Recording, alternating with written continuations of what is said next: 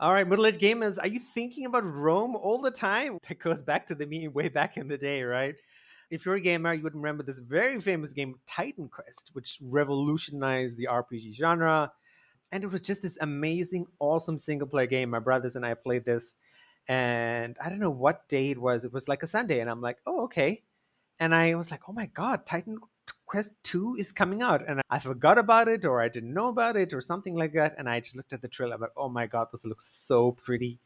And just looking at the game, the first thing I want to tell you is like, it doesn't have this crazy stuff that's going on with Diablo 4. Again, I know like I've played Diablo 4, so I would know, Antoine would know better about that. But I feel like this is a much more similar along the lines of Titan Quest 1, which was it's easy. It's not overly complicated. There's no multiple battle pass system and buy this or do that. It's just what Titan Quest 1 was with a better engine, with build variety, very similar to Last Epoch in a sense, right? Where it's a simple game. Buy once, play a lot. And the first thing I was concerned is, right, when I was watching the trailer, I was like, oh my God, where is the magic? And then as you go further down the line, you're like, oh yes, there's magic in there. There's archery in there. It's not just I'm a Roman soldier, kick and sword slash and that sort of stuff. So what is this game about? First thing I want to say is we don't know the exact date. I would imagine this is going to come out at least the earliest Q1 2025, probably summertime 2025.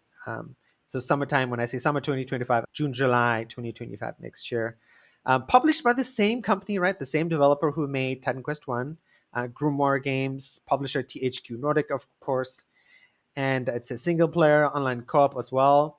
If I'm not mistaken, I don't think you could play co-op with the original one, but that is one of the things I just told my brothers when we were playing Fallout 76 on Sunday. I'm like, let's buy this game and play this day one.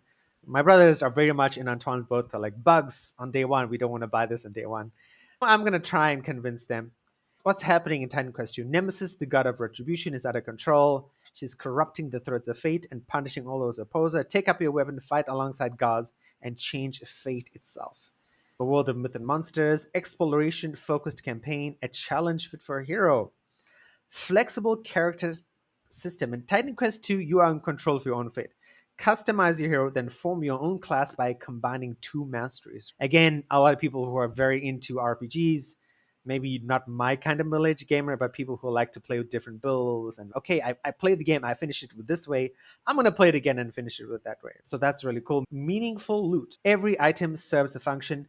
Every character class has many options when it comes to finding the perfect equipment. Even the most common spear can be upgraded via a fixed crafting, and even with the right ingredients, you may even forge it into a unique item spoken only of in a legend. So that's something that I know lots of people complain about in gaming. I've complained about it. You might find a weapon early on in the game, like I like this weapon, I like this fighting style, I like the animations when I'm attacking enemies, but it's not as good as this weapon I picked up when I was level 50 or level 60.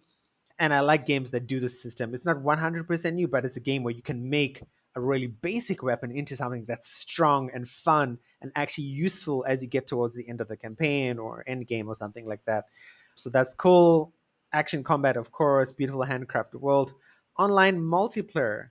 Join up with friends to take on the goddess of retribution. Good sound, nothing surprising there. 50 gigabytes of space, not too bad for an RPG. Recommended 32 gigabytes of RAM. That is, I shouldn't say a lot, but it's like the standard. Like in 2024, again, if you have the money, you should have 32 gigabytes of RAM in your computer. Nobody should be running 16 gigabytes anymore. But so that's something to take into account before next year is definitely beef up the RAM in your system. Because this does look beautiful. It does not mention an engine that's being used, but I forgot what THQ uses as their engine. Antoine and I are probably going to see it in 35 days when Space Marine 2 comes out. So we'll see how that goes. But yeah, I'm excited about Titan Quest 2. Let me know what you think. I don't remember if I even finished the first one, but I remember it was fun. It was all the things Diablo wasn't.